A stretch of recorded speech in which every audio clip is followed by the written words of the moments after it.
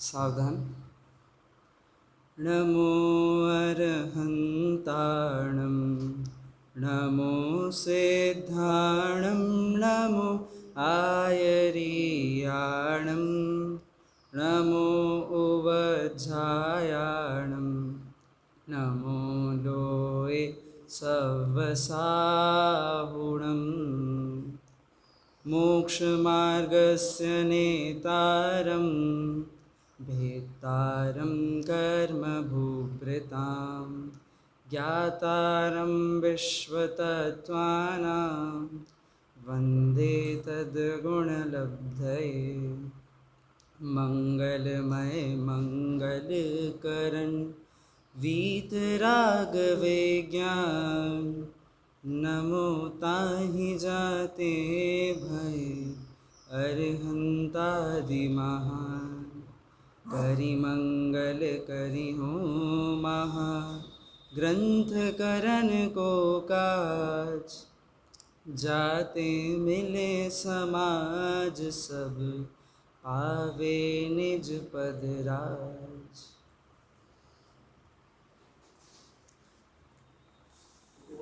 हमारे समक्ष विराजमान है मोक्ष मार्ग प्रकाशक ग्रंथ।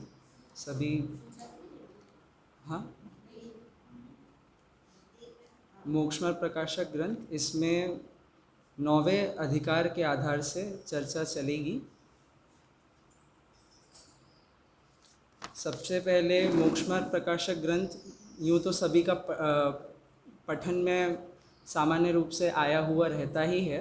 इसका विषय भी बार बार स्वाध्याय में आता रहता है, प्रवचनों के माध्यम से इसका लाभ लिया जाता है और इतनी सरल सुगम शैली है इसकी कि यदि अन्य ग्रंथ समझ में न भी आए तो भी काफ़ी सामान्य भाषा, काफ़ी सिंपल जैन धर्म की नॉलेज होने पर भी ये ग्रंथ समझ में आता है।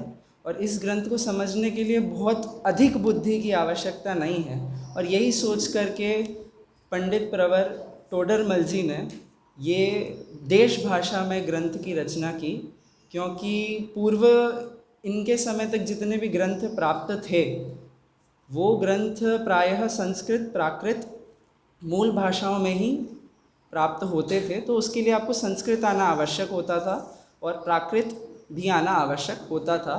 और जो दक्षिण के साइड में जितने भी ग्रंथ प्राप्त होते तो वो कन्नड़ भाषा में मिलते हैं। मूल कन्नड़ भाषा में जितने भी ये समयसार नियमसार वगैरह जो दक्षिण में ही लिखे गए हैं, कुंद आचार्य वगैरह सब दक्षिण के आचार्य हुए। तो ये ग्रंथ कन्नड़ लिपि में प्राप्त होते हैं, लिखे गए हैं प्राकृत में। मतलब भाषा कुछ और हो सकती है पर उसकी लिपि क्या थी? कन्नड़ लिपि।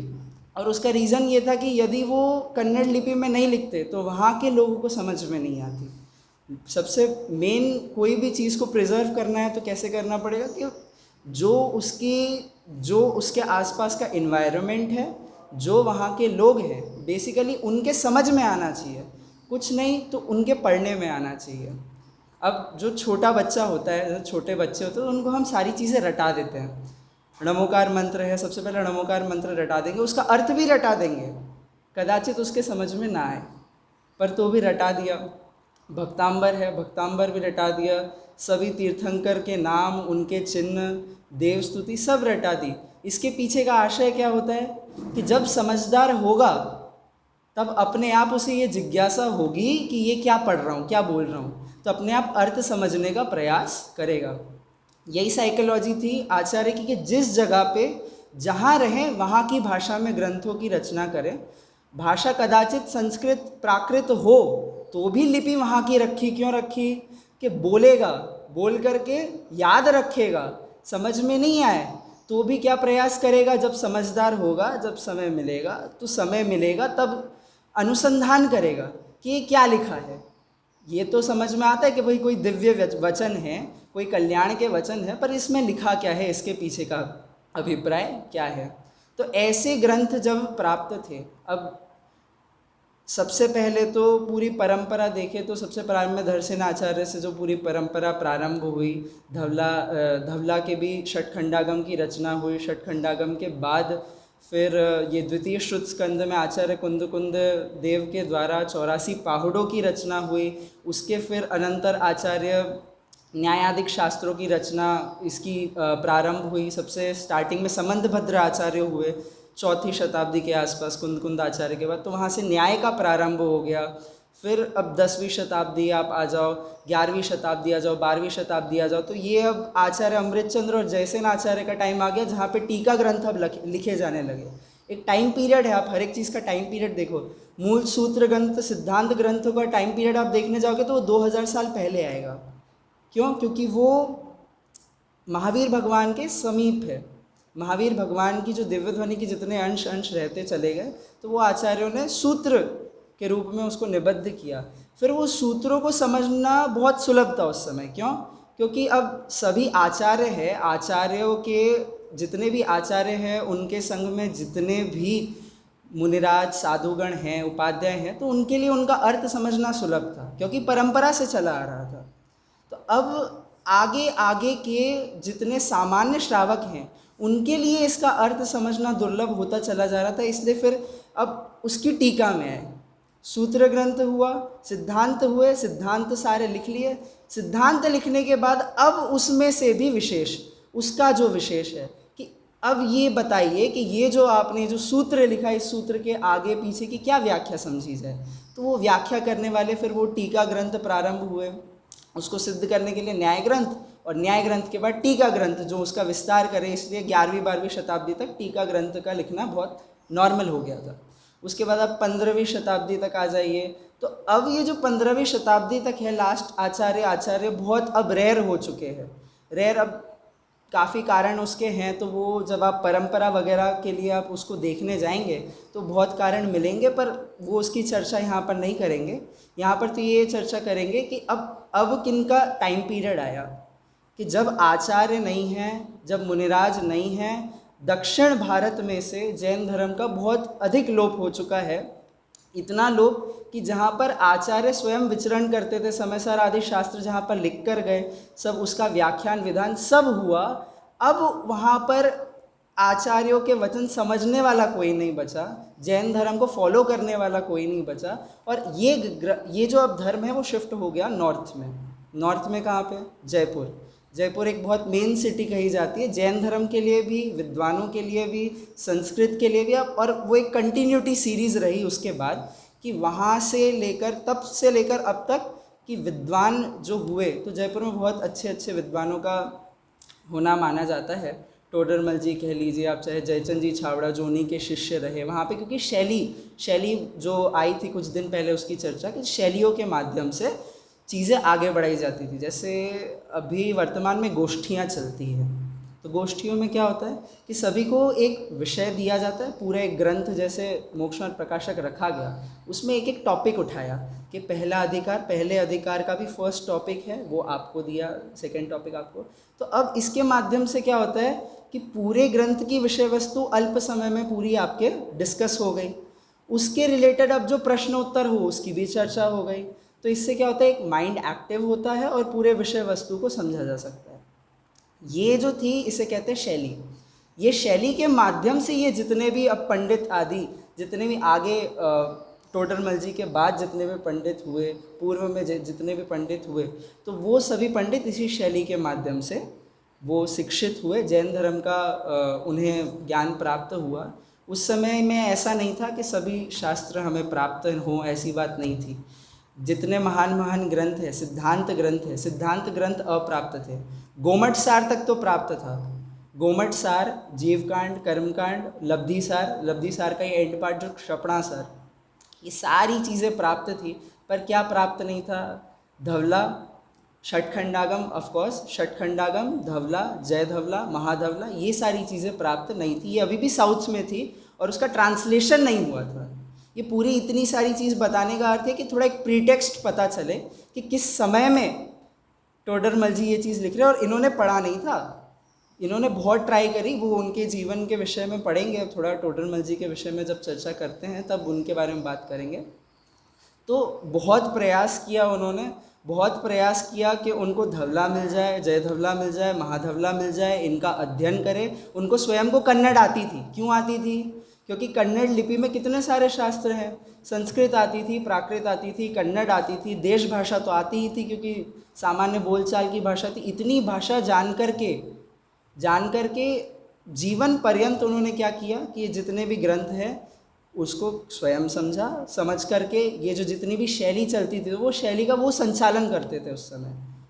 मेन जिसको कहते हैं, जैसे समाज में एक व्यक्ति होता है नेतृत्व करता है, जैसे गुरुदेव श्री हुए तो वो क्या नेतृत्व किया उन्होंने समाज को जो भी सही तत्व ज्ञान है उससे परिचित करवाया। वैसे ही उस समय की यदि समाज में कोई नेतृत्व करने वाले थे तो पंडित टोडरमल जी थे। वो ये बात बहुत स्पष्ट हो जाती है जब हम इंद्रध्वज विधान की पत्रिका पढ़ते हैं तो वहाँ पर वो लिखते हैं कि टोडरमल जी इंद्रध्वज विधान हो रहा है, तो वो इंद्रध्वज विधान कौन करवा रहा है? तो टोडरमल जी करवा रहे हैं। इतनी उनकी फ़ैन फॉलोइंग थी कि जैसे मुल्तान आदि देश हैं वहाँ से भी लोग अपनी जिज्ञासाओं का समाधान करने के लिए उनके लिए पत्र लिख करके भेजते थे कि आप हमारी शंकाओं का समाधान कीजिए। और टोडरमल जी इन रिटन फॉर्म वो पत्रों का आंसर दिया करते थे। ये तो एक पत्र जो हमें मिला तो उसको हमने एज एन रहस्यपूर्ण चिट्ठी के रूप में रखा। ऐसे जितने भी प्रांत थे उनमें टोडरमल जी इतने फेमस थे कि कोई भी प्रश्न का उत्तर चाहिए हो, चाहे वो सिद्धांत का हो, चाहे आपका प्रथमानुयोग, चरणानुयोग, द्रव्यानुयोग, किसी भी अनुयोग का प्रश्न हो, तो किसके पास जाना है? टोडरमल जी के पास जाना है। और टोडरमल जी के पास जाकर के पूछेंगे तो उनके पास सारी बातों का एक निचोड़ प्राप्त हो जाएगा। तो भी उन्होंने अपनी लाइफ में बहुत प्रयास किया कि उन्हें धवला आदि ये ग्रंथ मिल जाए। उसके लिए उन्होंने 5 लोगों को भेजा भी, ये कर्नाटक के साइड में जहाँ पे ये मूडबिद्री है, तो वहाँ पे कहा जाता है कि ये सारे ग्रंथ उस समय प्राप्त थे। तो उस समय सिर्फ दर्शनार्थ रखे जाते थे। कैसे प्रिजर्व करने का ये भी एक तरीका है कि किसी चीज़ को केवल दर्शनार्थ रख लो। अब इसके इफ़ेक्ट्स भी अच्छे और साइड इफ़ेक्ट्स भी है कि भाई कोई चीज़ दर्शनार्थ रखी तो वो चीज़ रह गई, सदियों तक रह गई, उनके समय तक हमारे समय तक एक प्रिजर्व रह गई, उसको हुआ नहीं कुछ भी। पर उसका एक माइनस इफेक्ट क्या हुआ कि उसका ज्ञान का लोप हो गया, उसका कोई यूज़ बचा नहीं। जैसे मोक्ष मार्ग प्रकाशक है, यदि इसको प्रिजर्व करने के लिए, दर्शन करने के लिए रख दिया जाए तो अब हमारे मन में उसकी इतनी ज़्यादा इज्जत हो जाएगी कि हम उसको उठा करके पढ़ने से भी डरेंगे। बेसिकली ये समय है जिस समय में टोडरमल जी इन सभी ग्रंथों को उठाते हैं, पढ़ते हैं, उस पर टीका करते हैं। कैसे करेंगे? प्राकृत में पढ़ेंगे, संस्कृत में पढ़ेंगे, संस्कृत प्राकृत में पढ़ के उनके शिष्यों को समझाएंगे और ये सब करने के बाद फिर स्वयं क्या करेंगे? अब लिखेंगे। किनके लिए लिखेंगे? आगे आने वाली जनरेशन के लिए, जो आगे जैन मत के अनुयायी होंगे। क्यों लिखता हूँ ऐसा? वो कहते हैं, जो उन्होंने प्रशस्ति लिखी है सम्यक ज्ञान चंद्रिका की, उसमें वो ये बात स्पष्ट कहते हैं कि मुझे पता है कि मैं बहुत अल्पज्ञानी हूँ, ज़्यादा बहुत अधिक शास्त्र नहीं पढ़े, जितना व्याकरण न्याय का ज्ञान हुआ मैं बहुत अधिक ज्ञानी नहीं हूँ, तो भी इतनी धृष्टता क्यों कर रहा हूँ कि मैं एक शास्त्र की रचना करूँ और खुद के आधार से मौलिक रचना करूँ? इतनी हिम्मत कहाँ से आई? तो कहते हैं कि मैं अल्प विषय का ज्ञानी हूँ, पर ऐसा नहीं कि मुझसे और अल्प ज्ञानी नहीं होंगे। तो अब जो मेरे से अधिक अल्प ज्ञानी होंगे उनके लिए मैं ये विषय का स्पष्टीकरण करूँगा, विषय लिखूँगा। क्योंकि यदि उनके समझ में ये विषय नहीं आया तो फिर ये तो नियम है कि वो विषय आगे तक चलने वाला नहीं है। लोग बस इस विषय से डर के रह जाएंगे, नमोकार मंत्र बोल तो लेंगे, उसके पीछे उसका क्या अर्थ है, अरिहंत देव की क्या वाणी है, वो समझने में दिमाग नहीं लगाएंगे। तो उस सोच का नतीजा है ये मोक्ष मार्ग प्रकाशक ग्रंथ। मोक्ष मार्ग प्रकाशक ग्रंथ एकदम एंड में लिखा। इसका सबूत क्या है कि 9वें अध्याय तक ही लिख पाए। और 9वें अध्याय में इसलिए 9वां अध्याय लिया है कि 9वें अध्याय के एंड में वो लिखेंगे बहुरी, तो वो बहुरी पे आधी चीज़ छूट जाएगी। तो आपको एक फील होगा कि ग्रंथ पूरा नहीं हुआ, ग्रंथ आधा रह गया। वो फील होगा कि ये ग्रंथ की विषय वस्तु और कितनी हो सकती थी। दादा ने इस पे पीएचडी की है, तो पीएचडी में कहते हैं कि वर्तमान में ये मोक्ष मार्ग प्रकाशक ग्रंथ 2000 श्लोक प्रमाण का है। कितना है? 2000 श्लोक प्रमाण अप्रॉक्सीमेटली। और इसकी विषय वस्तु कितनी होनी चाहिए थी? 20,000 श्लोक प्रमाण हो सकती थी। तो अभी तो वर्तमान में कितने पेज की आपको ये ग्रंथ दिख रहा है? अराउंड 300 पेजेस का ये ग्रंथ है। आप विचार करो अगर ओरिजिनल में आ जाए तो कितना होगा। अगर ये पूरा हो जाता तो वैसे पद्म पुराण नहीं पढ़ते, Padma Purana part 1, part 2, part 3, वैसे मोक्षमार्ग प्रकाशक पार्ट 1, पार्ट 2, पार्ट 3 में छपते। और ऐसे फिर ये हो सकता था कि हम उठा के पढ़ते या नहीं पढ़ते, उसमें प्रश्न चिन्ह हो जाता, क्योंकि बड़ी बड़ी चीज़ें देख करके हमें डर लगता है कि इतना कौन पढ़ेगा। तो अब जितना काम हो गया, अब तो कुछ कर नहीं सकते, जितना हमें प्राप्त है उतना पर्याप्त है, इसके अलावा कोई ऑप्शन भी नहीं बचता। अब 9 अधिकार तक कहा, अब जितना कहा उसी में से अर्थ निकालना है। पर ये देखिए कि हमने तो ग्रंथ केवल प्रारंभ किया, प्रारंभ का आप समझ लीजिए 8वें अधिकार तक तो जैसे प्रस्तावना लिख रहे हो, ऐसी प्रस्तावना लिखी, और वो प्रस्तावना इतनी फेमस है कि आज हम कोट करते हैं कि आचार्य कल्प पंडित प्रवर टोडरमल जी ने यहाँ ये बात लिखी मतलब प्रमाणित। क्यों? क्योंकि वो पूरे जिनागम के सार को समझ करके, उसके मनोविज्ञान को समझ करके फिर उसका सॉल्यूशन यहाँ पर लिखते हैं। इतनी प्रामाणिकता प्राप्त करना इतना कम लिख करके, वैसे कम लिख करके तो मोक्षमार्ग प्रकाशक में लग रहा है, उसके पहले सम्यक ज्ञान चंद्रिका आप उठा करके तो बहुत बड़ी टीका है, और भी सारी गोमट सार वगैरह सबकी उन्होंने अच्छे से अध्ययन किया, टीका लिखी, सारी चीज़ें हैं, वो भी पढ़ने योग्य है, सभी यथा योग्य। उसमें भी कोई ऐसे मैथमेटिक्स के उदाहरण आते हैं कि जो अभी हमें भी नहीं समझ में आते कि ये उनको कहाँ से समझ में आए होंगे। टोडरमल जी को ऐसा नहीं कि कोई ऐसे गुरु मिले हों साक्षात, कि आचार्य आदि मिले हों कि वो उन्हें समझा के गए हों, पर रुचि, जो उनकी रुचि है वहाँ पे वो रुचि देखने को मिलती है कि स्वयं इतना पैसा नहीं था कि इतने सक्षम हो कि पूरे दिन भर यही काम कर सके, अध्ययन अध्यापन कर सके। किया होता तो उनके काम का तो अंदाज़ा लगा पाना मुश्किल था।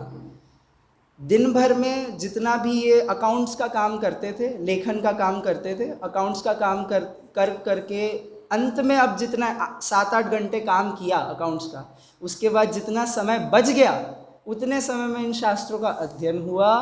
इन सभी शास्त्रों का अध्ययन करके संस्कृत आदि टीका पढ़ करके शैली के माध्यम से समझा भी दी, समझा करके और क्या किया कि ये मोक्षमार्ग प्रकाशक आदि ग्रंथ भी रच दिए, और रच करके किन्हीं कोई भी श्रावक आदि आते थे उनसे मिलते थे, इंद्रध्वज आदि ये जो विधान वगैरह वो भी करवा लेते थे, समाज का नेतृत्व भी हो जाता था। कितना इंटरेस्ट कि पूरा जब जीवन आप किसी चीज़ को समर्पित करते हो, उसका मतलब ये होता है कि आपने दिन के घंटे नहीं दिए उसको, आपने अपना पूरा जीवन दे दिया।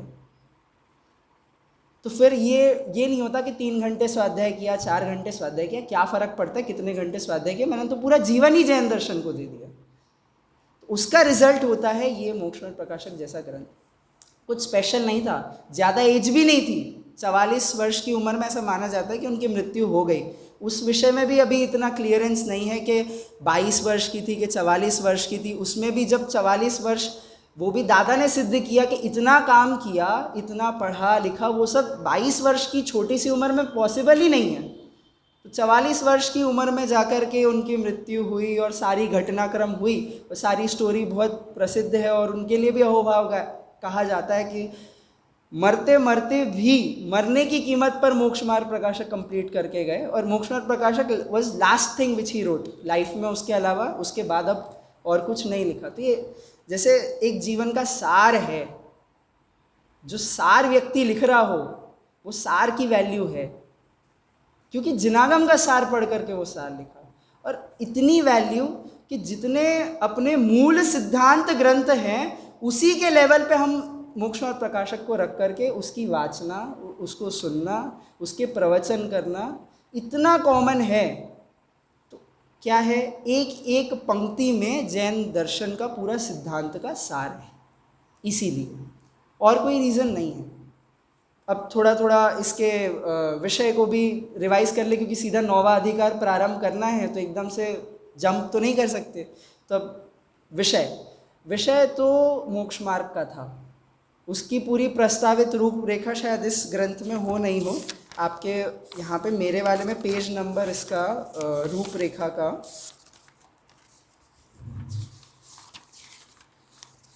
पेज नंबर 28-29 पे है कि मोक्ष मार्ग प्रकाशक कितना बड़ा होता, उसकी एक रूपरेखा 28-29 पे मेरे में है, प्रस्तावना में है।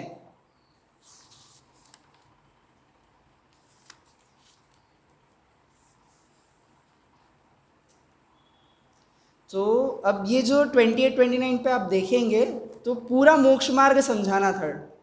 टोडरमल जी को क्या करना था कि एक पूरी हैंडबुक तैयार करनी थी। जैसे अब डिक्शनरी होती है ना, डिक्शनरी, तो डिक्शनरी होती है या फिर थेसरस होता है, तो क्या करते हैं उसमें आप खोल करके उसमें कोई भी वर्ड सर्च करो और रैंडमली सर्च करके आपको उसके विषय में जो जो चीज़ें प्राप्त करने योग्य है, जो जो समझने योग्य है, वो चीज़ प्राप्त हो जाती है।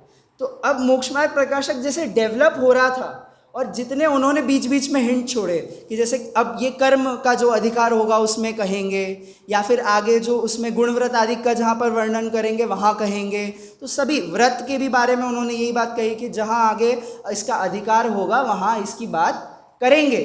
विच मीन्स कि वो उनके माइंड में ये मैप तैयार था कि मुझे सम्यक दर्शन, सम्यक ज्ञान और सम्यक चारित्र, मतलब प्रेजेंट में मैंने जितनी विषय वस्तु पढ़ी है उसको एक सार रूप से निमग्न करके एक पूरी डायरेक्टरी बनाऊंगा। तो उनका बेसिकली ये था फंडा कि आप कुछ भी नहीं, आपने कुछ भी नहीं पढ़ा हो, आप मोक्ष मार्ग प्रकाशक उठाइए, पढ़ लीजिए, आपको जैन धर्म का ज्ञान पूरा कंप्लीट जितना होना चाहिए उतना हो जाएगा। ये एक बेसिक आइडिया था। अब कंप्लीट तो सम्यक दर्शन पे ही आकर के रुक गया। सम्यक दर्शन नहीं हो पाया, सम्यक ज्ञान बचा है, सम्यक चारित्र बचा है। ये तो अभी जितने अधिकार वर्तमान में मिल रहे हैं वो एक प्रस्तावना है। यद्यपि कहते हैं पहला अधिकार क्या है, प्रस्तावना है, पीठबंध प्ररूपण, तो पर प्रस्तावना है, नहीं, प्रस्तावना 8वें अधिकार तक है, क्योंकि अब 9वें अधिकार से वो मोक्ष मार्ग का प्रारंभ करते हैं। और ग्रंथ का नाम क्या है? तो इससे क्या समझ में आया कि ग्रंथ तो प्रारंभ हुआ 9वें अधिकार में। ग्रंथ प्रारंभ कहाँ से हुआ? 9वें अधिकार में। खत्म कहाँ हो गया? हो नहीं पाया, 9वें अधिकार में ही रह गया। और उसकी प्रस्तावित रूपरेखा इतनी बड़ी थी। सम्यक दर्शन में भी सारे विषय आते, देवशास्त्र, गुरु, 7 तत्वों का श्रद्धान यद्यपि पहले ले चुके थे, पर वो 7 तत्व संबंधी भूल के विषय में लिए थे। अब भूल नहीं, 7 तत्व का यथार्थ श्रद्धान, और वो चीज़ का रिपीटेशन करते ही, क्योंकि पहले भी वो रिपीटेशन करने से चूके नहीं, क्योंकि जहाँ जो विषय है वो पूरा कंप्लीट लेना चाहते थे, तो वो पूरा विषय लेते। फिर धर्म अधर्म आकाश पुद्गल, ये 6 द्रव्य का निरूपण करके आत्मानुभूति का भी विषय लेते। फिर सम्यक ज्ञान पे आते, सभी अनुयोगों में विशेष, सामान्य तो उसकी शैली बता दी, पर उसकी विषय वस्तु की चर्चा नहीं की। तो कदाचित जितने भी कर्णान योग के ग्रंथ उन्होंने स्वयं अध्ययन किए, उसके मुख्य सिद्धांतों को लेकर के एक सूचीबद्ध जैसे एक लेख बनाते, वैसे एकाद उसका भी एक लेख हो सकता था। अनेकांत स्याद्वाद, इनके विषय में भी काफ़ी विस्तार प्राप्त हो सकता था। साथ में जितने अनुयोग की बात हो गई, न्याय का विषय भी वो 5वें अध्याय में, क्योंकि उससे भी उन्होंने रुके नहीं, वो उस चीज़ को भी वो हाईलाइट किया उन्होंने। 5वें अधिकार में अद्वैत मत है, शैव मत है, तो ये अलग अलग मत, इसके विषय में भी चर्चा की। फिर 6ठे अधिकार में फिर जैन धर्म में ही जितने कुदेव कुगुरु कुशास्त्र है, बाहर में तो बाहर वालों की तो चर्चा करी, तो दार्शनिक विषय आ गया। साथ में जो ग्रहित मिथ्यात्व में जो जितने भी देवी देवतावादी को पूजने के प्रसंग आते हैं, उनको पूजते हैं अपने स्वयं वीतरागी देवशास्त्र गुरु को ऐसे पूजते हैं कि जैसे अन्य देवता हों, तो ऐसी रीति से पूजते हैं, ऐसा अंदर कर्तृत्व का अभिप्राय लेकर के पूजते हैं। ये सारी विषय वस्तु उसमें आ सकती थी। उसके बाद निश्चय व्यवहार को भी समझाते, सारी बात होती। और चारित्र जैसा सूक्ष्म विषय, और इस पर वो लेख कलम नहीं चलाते, ये बात पॉसिबल नहीं थी। वो लिखते ही लिखते। क्या लिखते? सबसे पहले जितना भी है देश चारित्र के विषय में लिखते। स्वरूपाचरण चारित्र के विषय में बहुत खुलासा होता है, क्योंकि हम स्वरूपाचरण चारित्र के लिए सबसे पहली चीज़ जो खोल करके देखते हैं वो रहस्यपूर्ण चिट्ठी है। मतलब इतनी रहस्यपूर्ण चिट्ठी की इतनी वैल्यू है। अगर आप विचार करके देखो कि उस विषय में होता, उस विषय में उनका विवेचन, मौलिकता प्राप्त होती, तो वो क्या होती, कैसी हो सकती थी। वो सारी विषय वस्तु को लेकर के फिर आगे गुणस्थान आदि का वर्णन करते। महाव्रतों का वर्णन करते, मुनिराज के योग्य आचरण आदि का वर्णन करते। उसमें कितनी भ्रांतियाँ, वर्तमान में कितनी ऐसी भ्रांतियाँ जो सॉल्व हो सकती थी, और वो लिखते ही लिखते, क्योंकि इनको किसी का भी डर तो नहीं था। ये बात तो स्पष्ट हो गई कि जितना लिखा था एकदम बेखौफ लिखा था, और किसी की परवाह करते हुए ऐसे लिखा हो, ऐसी बात नहीं है। किसी को बुरा लगे चाहे अच्छा लगे, कैसा भी लगे, क्योंकि उस समय में भी ऐसा तो है नहीं कि 20 पंथी आमनाएं नहीं हो, क्योंकि 13 पंथ के प्रवर्तक के रूप में सभी जितने भी पंडित हैं उनको देखा जाता है। तो अब 13 पंथ के विरोधी 20 पंथ में जितने भी उनके तरीके के जितने भी आचरण हैं कि फल फूल आदि से पूजना वगैरह XYZ जितनी भी चीज़ें हैं, तो उसके विषय में उन्होंने लिखा। तो अब अपने ही जैन धर्म में जितने मुनिराज के योग्य अयोग्य कार्य है उसका विवेचन भी होना ही था, तो उसके विषय में भी काफ़ी हमें नॉलेज मिल सकती थी। साथ ही साथ जितने सामायिक स्तुति प्रतिक्रमण स्वाध्याय तब जितने भी विषय हैं चारित्र के 10 धर्म हैं, इनके विषय में भी वो अपना जो उनका विजन है वो देते। और उनकी ये स्टाइल है कि क्वेश्चन आंसर करेंगे। सबसे पहले अपना जो टॉपिक है वो क्या करेंगे, सबसे पहले प्रूव करेंगे। लिखते हैं सबसे पहले टू बी प्रूव्ड, तो वो प्रूव्ड उसकी हेडिंग दे देंगे कि भाई संसार में सुख नहीं है, तो ये हेडिंग दे दी। उसके बाद उसको 2-3 पैराग्राफ में सिद्ध किया जाएगा एकदम क्रमिक रूप से। सबसे पहली बात कि भाई ये संसार में सभी जीव दुखी है, ये उसका क्रम देखेंगे अभी 9वें अधिकार में। तो पूरा एक उनकी स्टाइल है, वो पूरी बात सिद्ध करेंगे। सिद्ध करने के बाद क्वेश्चन नंबर 1 कि कोई साधर्मी को ऐसा प्रश्न होता है कि, अब वो क्वेश्चन पूछा और फिर उस क्वेश्चन का आंसर दिया। सबसे पहले स्वरूप बता दिया, स्वरूप बताया नहीं, बता करके उसे हेतुओं के द्वारा सिद्ध किया अकेला नहीं, सिद्ध करने के बाद उसमें जो प्रश्न उठ सकते हैं वो ऐसे खुद की बुद्धि से विचार किया और वो लिखे, और उसके संभावित उत्तर भी लिखे और उत्तरों का यथा योग्य विस्तार भी किया। और यही सेम शैली ये पढ़ने की शैली है, ये डॉक्टरेट कहलाता है। जैसे आपने PhD कहते हैं ना, PhD किसको कहते हैं? उसी विषय में आपने ऐसा मंथन किया, ऐसा उसमें नया दृष्टिकोण दिया वस्तु को देखने का कि जो वर्तमान में सामान्य लोगों के समझ में नहीं आ रहा था। तो ये एक PhD ग्रंथ है। PhD ग्रंथ किसकी PhD है? कि पूरे जैन दर्शन की PhD ऐसे PhD ग्रंथ और डायरेक्टरी है, प्रॉपर डायरेक्टरी है। इसका विषय हम देखेंगे। जो ये मैप है उसके पहले का ही एक पेज, उसमें थोड़ा मोक्ष मार्ग प्रकाशक के विषय में हर एक अधिकार के बारे में कि एक्चुअल में ये जो इसकी प्रतिलिपि प्राप्त हुई वो कैसी प्राप्त हुई, उसमें क्या कैसी विषय वस्तु थी, उसके विषय में है। 26 पेज नंबर है आपके संस्करण में, जो भी पेज होगा। दूसरा पैराग्राफ है ऊपर से। प्राप्त मोक्ष मार्ग प्रकाशक में 9 अधिकार हैं। प्रारंभ में 8 अधिकार तो पूर्ण हो गए, किंतु 9वां अधिकार अपूर्ण है। इस अधिकार में जिस प्रकार विषय सम्यक दर्शन उठाया गया है उसके अनुरूप इसमें कुछ भी नहीं कहा जा सकता। सम्यक दर्शन के 8 अंग और 25 दोषों के नाम मात्र गिनाए जा सके हैं, उनका सांगोपांग विवेचन नहीं हो पाया है। जहाँ विषय छूटा है वहाँ विवेच्य प्रकरण भी अधूरा रह गया है। यहाँ तक कि अंतिम पृष्ठ का अंतिम शब्द बहुरी भी बहु लिखा जाकर अधूरा छूट गया है। ये 9वें अधिकार के विषय में। मोक्षमार्ग प्रकाशक की हस्तलिखित मूल प्रति देखने पर यह प्रतीत हुआ कि मोक्षमार्ग प्रकाशक के अधिकारों के क्रम एवं वर्गीकरण के संबंध में पंडित जी पुनर्विचार करना चाहते थे, क्योंकि तीसरे अधिकार तक तो वे अधिकार के अंत में होने पर स्पष्ट रूप से लिखते थे कि प्रथम, द्वितीय और तृतीय अधिकार। तो अब क्रमिक रूप से आप देखो तो पहला अधिकार क्रम में आया, दूसरा क्रम से आया, तीसरा क्रम से आया, चौथे से वो क्रम नहीं है। जो हमारा चौथा अधिकार है, कदाचित अगर उनके पास इतना टाइम होता कि वो 20,000 श्लोक प्रमाण वो पूरी ग्रंथ को लिख करके उसको रिवाइज करते, जिसको कहते हैं एडिटिंग करते, तो जब वो एडिट करते तब उसमें वो अधिकारों का क्रम आगे पीछे अवश्य करते। ऐसे उनकी मंशा थी, वो क्लियर होती है। वो क्यों होती है देखते हैं। किंतु चौथे अधिकार से यह क्रम अव्यवस्थित हो गया है। चौथे के अंत में लिखा है छठा अधिकार समाप्त हुआ। उन्होंने खुद लिखा है, उनकी जो मूल प्रति है उसमें छठा अधिकार समाप्त हुआ, मतलब वो छठा अधिकार उन्होंने ऐसा सोचा कि ये वाला अधिकार हम छठवां अधिकार रखेंगे। ऐसा पांचवें अधिकार के अंत में कुछ लिखा व काटा हुआ है, पता नहीं चलता कि क्या लिखा हुआ है। हमें तो बहुत क्लियर मिलता है, तो हमें ये बैकड्रॉप समझ में नहीं आता कि ये ग्रंथ जो मूल प्रति है उसमें से भी कैसे निकाला गया है। तो वो मूल प्रति जो निकाली है, वो मूल प्रति की एक थोड़ा विश्लेषण आवश्यक है। पता नहीं चलता कि क्या लिखा हुआ है एवं वहाँ अधिकार शब्द का प्रयोग नहीं है। कहाँ पे? चौथे में अधिकार शब्द का प्रयोग नहीं है। और लास्ट में छठे अधिकार के अंत में छठा लिखने की जगह छोड़ी गई है कि वहाँ पे कुछ लिखा ही नहीं है।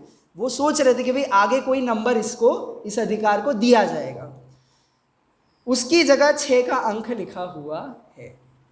7वें और 8वें अधिकार के अंत का विवरण स्पष्ट होने पर भी उनमें अधिकार संख्या नहीं दी गई है एवं उसके लिए स्थान खाली छोड़ा गया है। क्लियर हुआ? चौथे अधिकार से वो खुद इन अधिकारों का क्रम छोड़ना चाहते थे, मतलब चौथे अधिकार को तो कुछ वो दिया ही नहीं है। वो सोचे थे कि चौथे अधिकार को छठे अधिकार के वहाँ पे डालेंगे, 5वें के वहाँ पे उन्होंने कुछ लिखा नहीं, छठे के वहाँ पे बस 6 नंबर डाल दिया और तो कुछ लिखा नहीं। ये भी हो सकता है कि भाई ये छठे नंबर का अधिकार मैंने लिखा है, अब उसकी नंबरिंग मैं कुछ भी कर सकता हूँ आगे जा करके। फिर 7वां 8वें पे तो लिखा ही नहीं कि ये अधिकार भी है, इतना भी नहीं लिखा, ना नंबर लिखा। 7वां 8वां छूट गया, 9वां अधिकार तो कंप्लीट ही नहीं हुआ। तो अब जिसको बोलते हैं प्रोटोटाइप, मार्केट में कोई चीज़ निकलती है उसके पहले उसका एक बीटा वर्जन निकलता है। बीटा वर्जन किसको बोलते हैं? टेस्टिंग के लिए यूज़ होता है कि एक 4 लोगों को टेस्ट करके कि भाई ये कैसा लिखा गया है, ऐसा टेस्टिंग के लिए कोई भी चीज़ निकलती है उसको बीटा वर्जन कहते हैं। कि जिसमें आप ये देखते हो कि ये वस्तु कैसी है, कैसे इसका विषय आगे आकर के डेवलप हो रहा है, और उसके हिसाब से अब आगे मैं देखूंगा कि इसका विषय का विभाजन कैसे करूंगा, किस क्रम में करूंगा। पर वो क्रम करने का टाइम नहीं मिला और यही क्रम जो बन गया वो बन गया, और वो भी बहुत अच्छा क्रम बना है। ऐसा नहीं कि कोई उसमें लिंक नहीं है, काफ़ी लिंक है, काफ़ी कनेक्टेड लिंक है, क्योंकि उन्होंने कंटिन्यूटी में वो चीज़ लिखी, तो वो लिंक भी हमें प्राप्त होती है। 9वां अधिकार अपूर्ण रह गया, वो सारी बातें लिखी हुई है। तो इस प्रकार थोड़ा बहुत मोक्ष मार्ग प्रकाशक के विषय में हमने थोड़ा बैकड्रॉप जाना। अधिकारों का मैं सामान्य विषय वस्तु कह देता हूँ कि क्या क्या विषय वस्तु है। पहले अधिकार की बात करेंगे तो पहला अधिकार क्या है? तो प्रस्तावना है। सबसे पहले ये कहा कि किसे नमस्कार करें तो पांचों परमुष्ठियों को नमस्कार करेंगे, अरिहंतों का स्वरूप, सिद्धों का स्वरूप, और वो ऐसा वैसा स्वरूप नहीं है। बालबोध पाठमाला में आप जो स्वरूप पढ़ते हैं, समझते हैं, वही स्वरूप यहीं से लिया गया है, शब्दशः लिया गया है। इतना सिंपल कि जो बालबोध में पढ़ाया जा सके। जो गृहस्थपना त्याग कर मुनि धर्म अंगीकार कर निज स्वभाव साधन द्वारा 4 घाती कर्मों का क्षय करके, वो पूरी डेफिनेशन यहाँ से ली गई। फिर जो गृहस्थपना त्याग कर मुनि धर्म अंगीकार कर निज स्वभाव साधन द्वारा 4 घाती कर्मों का आचार्य उपाध्याय साधु, इनकी तक डेफिनेशन कहाँ से ली गई? मोक्ष मार्ग प्रकाशक, ओरिजिनल वर्ड टू वर्ड। इतना इजी कॉन्टेक्स्ट ये पहला अधिकार। और पहला अधिकार जितने भी नमस्कार करने योग्य हैं, जितने भी पूज्य पद हैं, उन सभी पूज्य पदों का वर्णन किया। पूज्य पद का वर्णन करने के बाद फिर स्वयं प्रश्न करते हैं, और ये एक प्रॉपर शैली होती है ग्रंथ को प्रारंभ करने की, कि मंगलाचरण किया तो ये टोडरमल जी बिल्कुल करते हैं। उन्होंने सम्यक ज्ञान चंद्रिका में तो बहुत अच्छे से किया है। चारों अनुयोगों में कर्णानुयोग पढ़ने कि भाई जो जितना कर्णानुयोग जो नहीं पढ़ना चाहते, तो अब जैसे द्रव्यानुयोग का पक्षपाती है उसको समझाते कि भाई साहब कर्णानुयोग में विशेष लिखा है कि सामान्य विशेष के बिना नहीं कहा जा सकता, तो यदि सामान्य को समझना है तो विशेष को समझना पड़ेगा।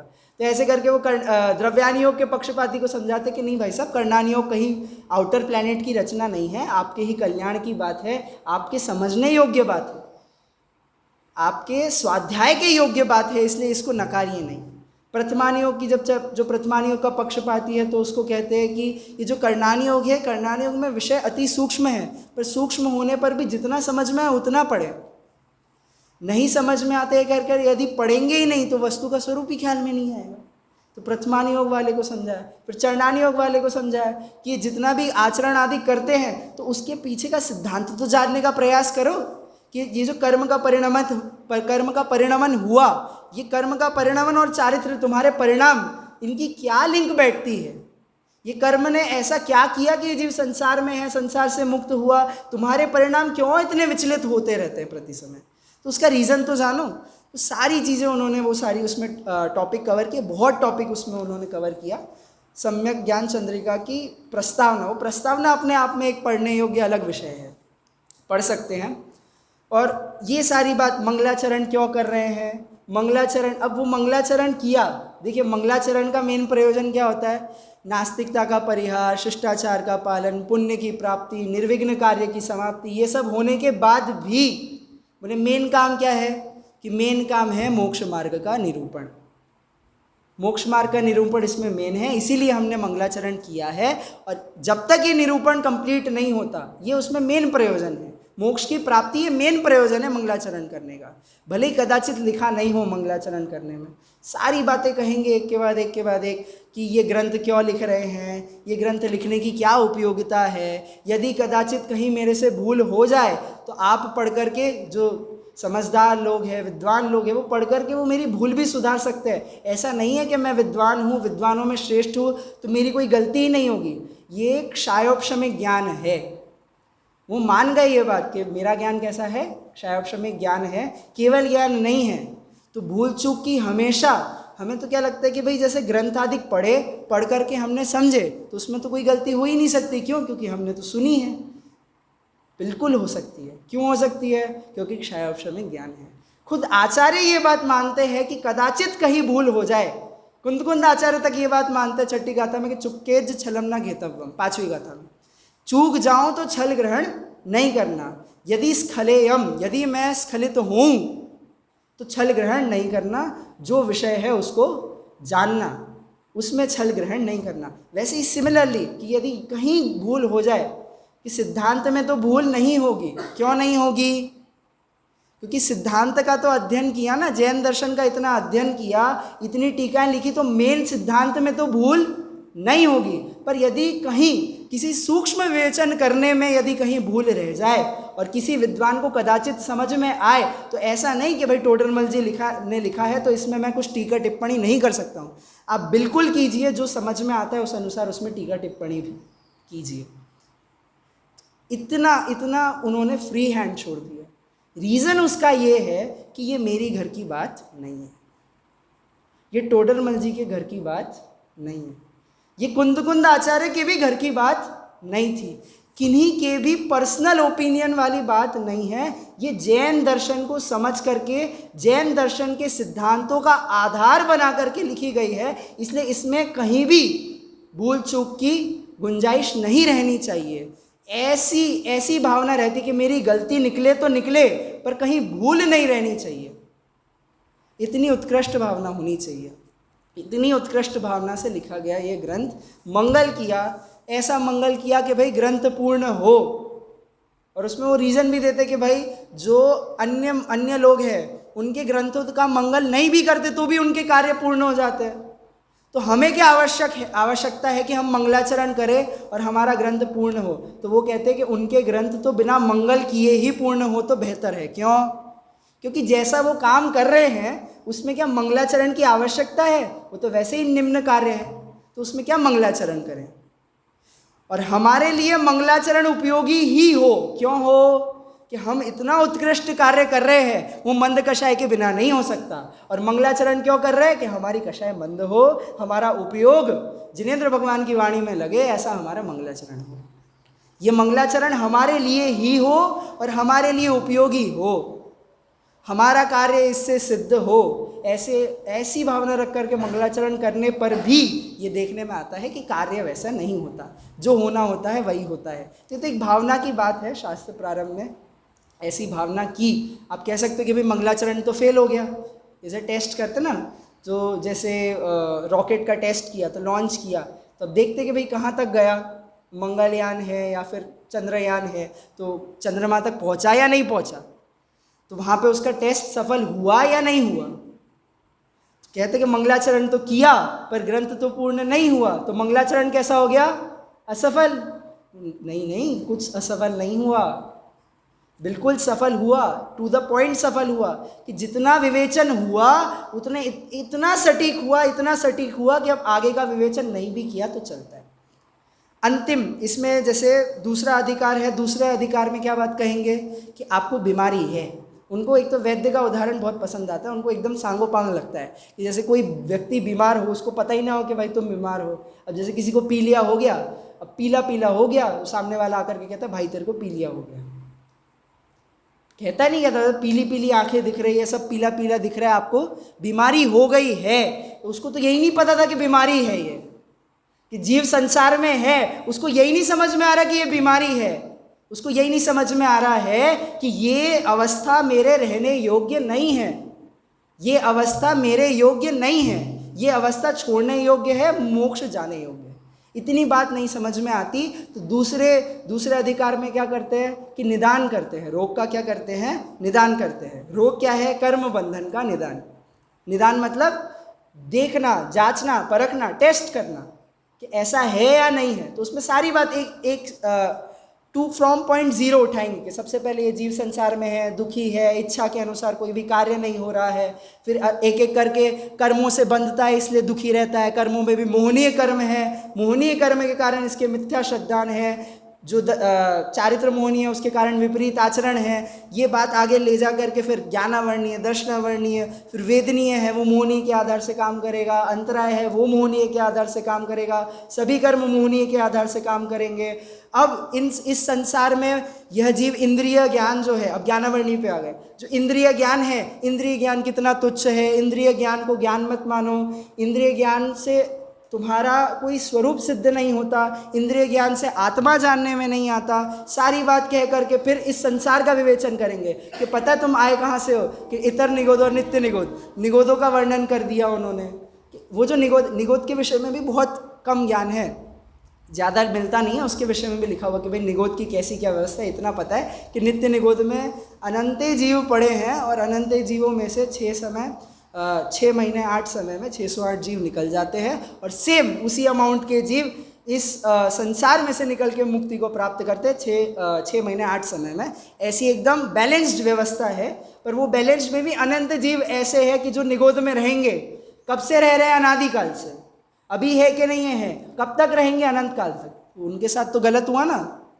ऐसे सारे विषयों को उठा करके कि आप वो नित्य निगोद से निकल के आए तो आप खुशकिस्मती समझिए कि आप वहाँ से निकले, त्रस पर्याय में आए। त्रस पर्याय में भी आपका प्रमोशन होते गया, 1 2 3, 1 इंद्रिय, 2 इंद्रिय, 3 इंद्रिय, 4 इंद्रिय, पंचेंद्रिय, असंगी, उसमें में भी संगी हुए तो भी वहाँ पर भी ऐसा कुल मिला, ऐसा परिवार मिला कि जहाँ पर जैन धर्म हमें प्राप्त हुआ। और जैन धर्म प्राप्त होने पर भी ऐसा नहीं कि ऐसे तो बहुत परिवार है, उसमें भी वास्तविक तत्व ज्ञान क्या है ये हमें प्राप्त हुआ। ये प्राप्त होने पर भी हमारी ऐसी रुचि जगी कि ये तत्व ज्ञान क्या है, इसको मैं जानूं। और उसके बाद, ये जानने के बाद मुझे ये बात समझ में आ रही है, भाई साहब दुर्लभता, वो दुर्लभता दिखाई तो उसको समझ में आता है कि नहीं, मैं हूँ, स्पेशल तो हूँ, मैं सुधर तो सकता हूँ, मेरे में ऐसी योग्यता है कि मैं सिद्ध तो बन सकता हूँ। बस यही पॉइंट ऑफ व्यू जगाना है। तो इस अधिकार में यही किया कि भाई साहब वर्तमान में आप बीमार हैं और आप सुधर सकते हैं, आप में सुधरने की क्षमता है। तो अब कोई व्यक्ति कहे कि भाई साहब ये विषय वस्तु में कि मैं तो दुखी नहीं हूँ, मैं संसार में ही खुश हूँ, तो संसार में दुख की सिद्धि करें। किसमें? तीसरे अधिकार में। संसार में दुख है। फिर चौथे अधिकार में आते तो क्या प्रश्न करते कि संसार में दुख है तो कैसा? तो अग्रहित मिथ्या दर्शन, ज्ञान और चारित्र। किसका? अग्रहित, कि अनादिकाल से जो चला आ रहा है उसका विवेचन करेंगे। 5वें अध्याय में ग्रहित का विवेचन, कि आप तो मनुष्य हो गए, मनुष्य होकर के कहाँ चले गए? कि अन्य मत में चले गए। कि किस फैमिली में गए? कि जहाँ पर नॉनवेज खाया जाता है, कुदेवादी के यहाँ पर जाया जाता है, उसी रीति से रहना, खाना पीना सब होता है। विचार करने का समय नहीं, विचार करने योग्य निमित्त नहीं, विचार बने नहीं, इतनी तीव्र कषाय। वहाँ से फिर हट करके फिर जैनी हैं आप, तो जैनी में भी कहाँ? कि जैनी में भी इतना ग्रहित मिथ्यात्व है कि जिसका कोई अंत नहीं है। तो हर एक करके उठाते जाएंगे विषय कि जो देवता है, देवता के संबंध में कैसा ग्रहित मिथ्यात्व। अच्छा, ये जिनेंद्र भगवान को पूछते हुए कोई व्यक्ति ग्रहित मिथ्यात्व का पोषण कर सकता है कि नहीं कर सकता? करे, करता है, कर नहीं सकता, करता है। ये 3 लोक के नाथ मुझे कुछ देंगे, मुझे कुछ लेंगे। बताइए गृहीत मिथ्यात्व का पोषण हुआ कि नहीं हुआ? ऐसा 3 लोक के नाथ के सामने ये बात का पोषण हो सकता है, ये बात कहने की जिसको कहते हैं ना, दम किस में पड़ी? कि टोडरमल जी नहीं कह पाते। बहुत मुश्किल बात है, बहुत ऐसी रूढ़ी को चुप जाने वाली बातें हैं कि ये कैसे कह दिया। पर उन्होंने लिखी ये सारी बातें क्योंकि एग्जिस्ट करती है। धर्मेंद्र पद्मावती आदि के प्रकरण लिखे, उसमें भी जो देवशास्त्र गुरु है जो मिथ्यावेश को धारण करते हैं, जो अन्य आडंबर आदि करते हैं, जैन धर्म में जैन धर्म के शास्त्र वाँचे पढ़े, उसी का उपदेश देने के बाद भी विपरीत मार्ग को लगते हैं। अब ग्रहित की चर्चा हुई, जैन धर्म 5वें में तो ग्रहित की चर्चा कि जैनेतर मत की चर्चा, 6ठे में घर के वेदी कि जो घर को भेदते हैं, ऐसे जैन धर्म में जो ग्रहित मिथ्यात्व है उसकी चर्चा की। अब उसके बाद जो इनसे भी छट गए, ग्रहित मिथ्यात्व से तो छट गए, तो ऐसे कौन कि ऐसे जैन धर्म के अनुयायी जो मिथ्या दृष्टि जीव है उसका वर्णन है 7वें में। सबसे ज़्यादा प्रिय क्यों होता है? क्योंकि हमें लगता है हमारी बात है। अब तो हमारी बात चालू हुई क्योंकि ये सबसे तो छूट ही गए, तो हम सीधे कहाँ आके रुके? तो बोले ये सब स्किप करते थे, हम सीधा 7वें पे रुकते हैं। तो इसलिए 7वां सबका प्रिय भी होता है, बार बार उसी का विषय, उसी का चिंतन, सारी चीज़ें चलती है। 8वें में आकर के वो कहेंगे कि किस प्रकार ये चारों अनुयोग की पद्धति है, कैसे इनको पढ़ना है, कैसे इनको जानना है। और अब 9वें में आकर के मोक्ष मार्ग का निरूपण प्रारंभ करते हैं। पर वो प्रारंभ कल से करेंगे, उसका विषय तो सारा कल से प्रारंभ करेंगे। जितना पूर्ण हो पाएगा उतना पूर्ण करके वो विषय समझेंगे, क्योंकि बहुत अच्छा एक सिंगल बहुत अच्छे टॉपिक्स है, वो टॉपिक्स को कवर करते हुए अपनी चर्चा आगे बढ़ाएंगे।